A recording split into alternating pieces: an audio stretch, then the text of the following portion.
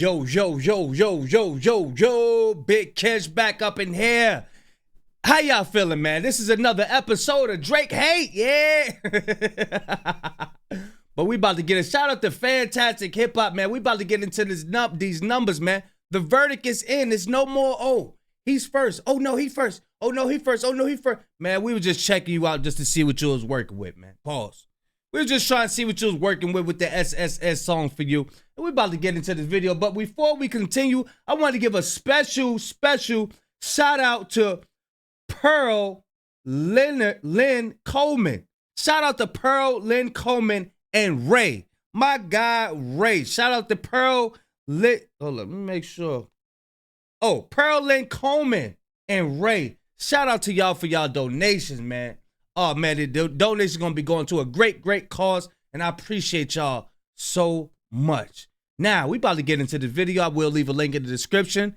Y'all know I'm like holding y'all. Without further ado, let's get it. Now, with Drake, after placing his entire value and identity as a rapper around being the guy who always pulled in the highest numbers, and even when his new album, SSS For You, did so bad that it did about half of what every recent Drake album has in its first week. Oh no, I thought he was #1. It still became his 14th #1 album overall, so Drake could hold his head high and at least try to act like everything was alright after just the third week of SSS For You being out. It is not standing at the top of the charts like Drake albums used to when he was actually decent and well-liked, but the album has managed to fall to a point where it didn't even move 1,000 copies within a week, which while it is the streaming era, keep in mind that Kendrick Lamar is still moving thousands of copies of GNX as we speak. Now the fireworks is settled. You don't hear from nobody. You don't hear nobody now. Yeah, see, he's still competing. He competing here. Nah, we was just checking him out. That's the wave of just checking him out. Oh, what are you up to? Ah, he ain't talking about shit. All right, boom. Now that's what you're seeing. You seeing the after effect of, oh, he ain't talking about shit. That's what you're seeing. And now solidifying just how much of a failure this album has been for Drake. It didn't just lose a top spot on the charts to whatever new record has come out like the way the industry generally works, but Drake's failure has been solidified by losing to none other than Kendrick Lamar's GNX on week 15 for this spot. And now because of this, Drake is not just in shambles, but he is starting to move away from this entire album that he dropped. And isn't right, he been on the joint for 15 weeks. 15. Look, people ain't getting enough of that GNX, and we got people still getting introduced to that as well. Admitting that it is one of the worst things he has ever done. And now before we go any further into this, be sure to leave a like and subscribe. And as the Drake fans are not going to want you to hear this one because he's really doing so bad, be sure to leave that like so everybody can see how Drake is not even defending the album that they are trying to convince themselves are good. So with that said, when it comes to Drake and the sad excuse of a record that is SSS For You, I mean, for Drake to now have to exist within a music world where the third week of his brand new album being out is so useless that it is losing to a months-old album from the rapper that ended his career. And at this point, Drake, OVO, and his stans can't even blame Kendrick's success over him on the Super Bowl because we are well past that, and these records are now just standing for themselves more than they ever have. In its entirety, when we put this together, we have now seen the full effects of this beef and where hip-hop and the music industry is headed, which is showing that the shift that Kendrick Lamar has started in the genre is greater than we could have ever imagined. Because to not just have all-time great songs on the charts, but an entire cohesive album that people are listening to so much that even album tracks are breaking records, altogether that is just mind-boggling and speaks to the level of artistry that only Kendrick Lamar has been able to achieve right now. Because to stand in an industry where from Drake to so many other acts, the biggest names in music have done everything to boost their numbers and make their albums last on the charts, and yet the 12-song surprise album of Kendrick's just went #1 again after being out for this long. I mean, once again, Kendrick is pushing hip-hop forward by redefining and reinventing what longevity for a body. Another song climbing up the charts is Meet the Grams. That joint is climbing. Is she climbing? Of work can look like in the streaming era just by making an actual quality album. And now because of all of this success, first off, Drake has been in shambles over the fact that GNX is still outperforming SSS For You, because all week on his little plot twist page, he has seemingly been trying to take down Kendrick and the album by sharing multiple things that are trying to laugh at what this record is doing in comparison to his. And really, with how desperate Drake is getting, it's honestly laughable. And now one of the things Drake shared was a video of a woman from the club Area 29, which he references over and over again in his music instead of actually facing the reality of where he should be and what he should be doing to move forward as an artist. And in typical Drake fashion, he shared a video where one of the dancers who he seemingly mentioned by name on his song Gimme a Hug was holding a dictionary in her hand, which of course this is a reference to the line, hold up, head of girls up at 29 on stage with the dictionary. Is that off of his song? and Drake said on that track, where he was saying that because Kendrick Lamar is on top of the rap game right now, that people need to dance with dictionaries because the music is so complex and it's not as fun as he used to make it. And while Drake was trying to keep everyone down and making them feel a way for enjoying music with substance, clearly this line and the message he has been trying to make fun of Kendrick Lamar and his listeners with has not worked whatsoever, because people are still pulling out all those dictionaries and letting that entire GNX album play all the way to the... Drake's still listening to people. He's still listening to what people got to say. You need a dictionary to understand his album. Bro, you listening to kids, boy. Come on, come over here with the adults, man. Drake, come over here with the adults, man. Come sit down. Come meditate or something, man. Dictionaries and letting that entire GNX album play all the way to the point where its 12, 15-week-old songs are outperforming the entire 21-song album's worth of material that Drake just put out on streaming services. And now Drake's final push to make SSS for You do good didn't stop there, as he also shared another video where a fan was telling everybody to stay on the side where Kendrick Lamar is doing stuff like his ad-libs on Peekaboo, while we have to listen to Kendrick saying boom bop bam. They are going to have fun with Drake records like Nokia, and I mean again with Drake here. While he is trying to make SSS for You look like it's something special and is trying to clown Kendrick Lamar and even the little fun parts of GNX, which again, if you actually just appreciated hip-hop and just fun and enjoyable music, you would have no problem with Kendrick Lamar giving a performance that is just as entertaining and even funny at times as it is complex. Now we are unsurprisingly seeing that all of these little games did not work for Drake whatsoever. And now because of this more than ever, Drake is now at a point where he has to accept that he is no longer the numbers guy and that he can't put everybody else down anymore because he is not in a place where nobody else can reach him. And because of this, now we are seeing that all of this didn't work and Drake is now at a... That was the only thing they had left to hold on to. That was the last piece of ammo. That was their last bullet. That was it. Now all they got is the only thing they can throw at you now is the clip. Empty the clip. They got the clip and the gun, and then they're gonna have to just throw hands after that. After that, they're just gonna have to squabble up.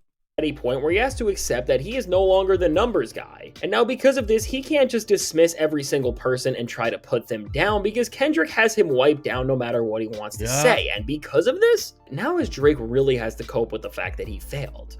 He is doing what he does best, which is of course try and avoid what's actually happening and accepting it. And is really now trying to make excuses to say why this album failed, but still, despite its failure, why his career is in a good place. And now what we are seeing from Drake and OVO here is that beyond the claims that this album is suppressed and it had no support, which really seems like an excuse to talk about why the numbers on this thing were so low, Drake did everything he could to set this album right up in a place where he can push it out of the rest of his main catalog if it fails, which we are now seeing. And now what Drake is going to do is keep this as something that's on the side, because he at least knows that the material was lazy and a lot of it was filler compared to the rest of what he has done even recently. And again, Drake is doing all of this for the purpose of trying to save his reputation and act like what we are seeing is not as bad as it actually looks. And now really, when it comes to the failure of this album and the way Drake is now pushing it away from himself, really first off, it seems like he set everything up about this record in a manner so just from the branding and optics alone, he would be able to make his fans easily forget about this project and just excuse its failure, all in order to save his greater image, or at least that's what Drake thinks.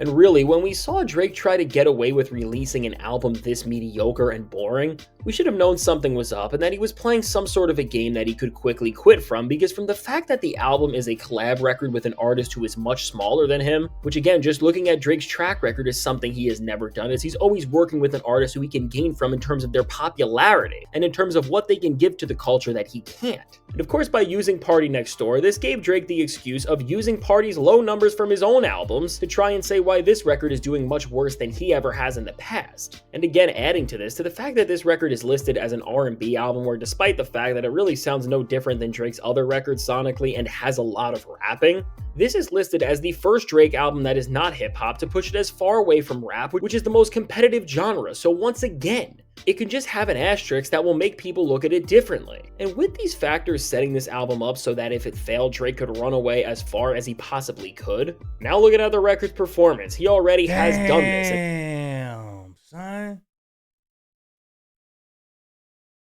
He in the run-in with Jim Jones. He right beside Jim Jones with his shit. Damn. Bro, I'm telling you, you should have let Party Next Door do his thing. No, you should have let Party Next Door do his thing.